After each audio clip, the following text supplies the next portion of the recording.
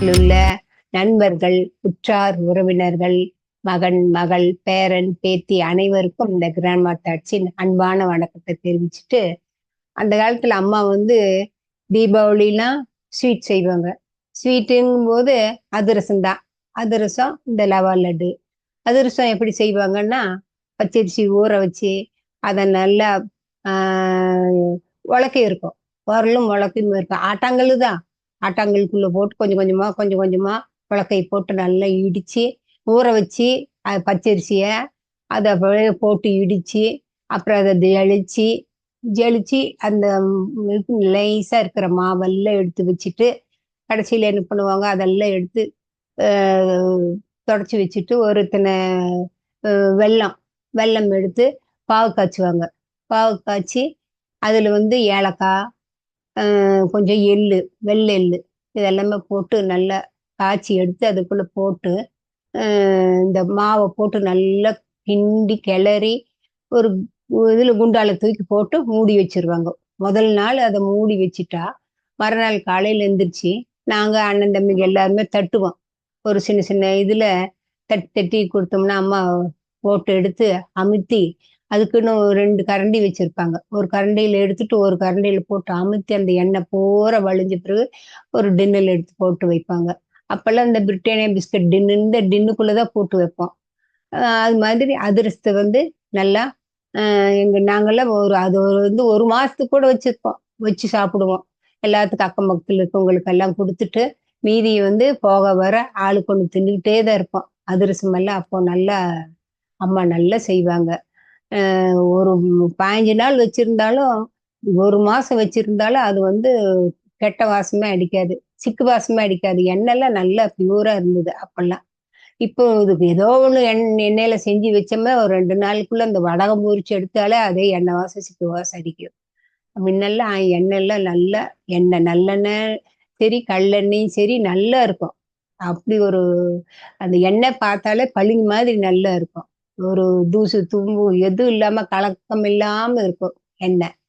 அந்த மாதிரி எங்களுக்கு அதிரசமெல்லாம் சுட்டு தருவாங்க. பலகாரங்கும்போது இந்த லவா லட்டு செய்வாங்க. ரவா லட்டு தான் லவா லட்டுன்னு சொல்லுவாங்க. அத என்ன பண்ணுவாங்க, 1 கிலோ இது பட்டன் ரவை வாங்கிட்டு வந்து நல்லா வடச்சட்டியில வறுத்து, அதில கொஞ்சம் நெய் ஊத்தி நல்லா வறுத்துருவாங்க.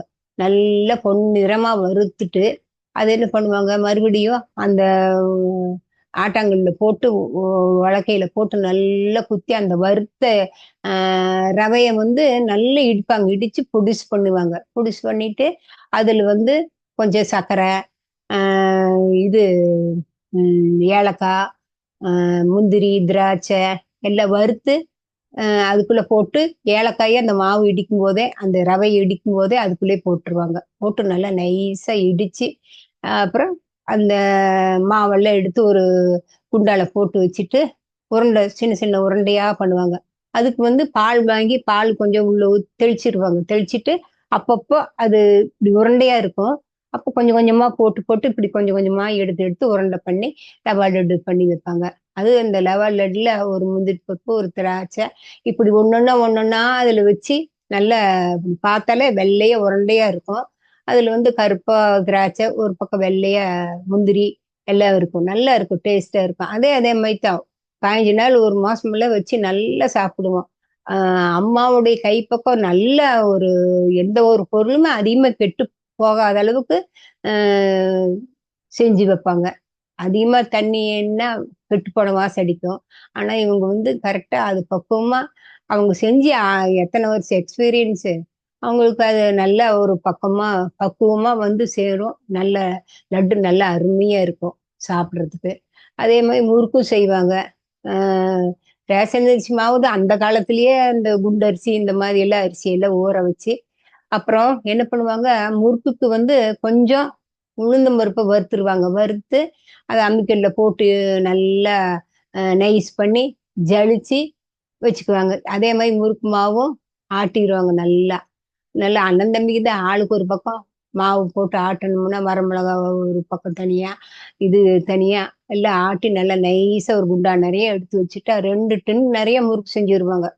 2 அது ஏன் சொல்றீங்க? சாப்பாட்டுக்குன்னு அந்த ஒரு 10 நாள் 15 நாளைக்கு காயே செய்ய மாட்டோம். இந்த முறுக்கு வச்சேதான் ரசத்துக்கும் சரி சாம்பாருக்கும் சரி இந்த முறுக்கு வச்சேதான் நாங்க சாப்பிடுவோம். அப்படி ஒரு டேஸ்டா நல்லா இருக்கும். ரசம் செஞ்சா 2 முறுக்கு கொடுங்க.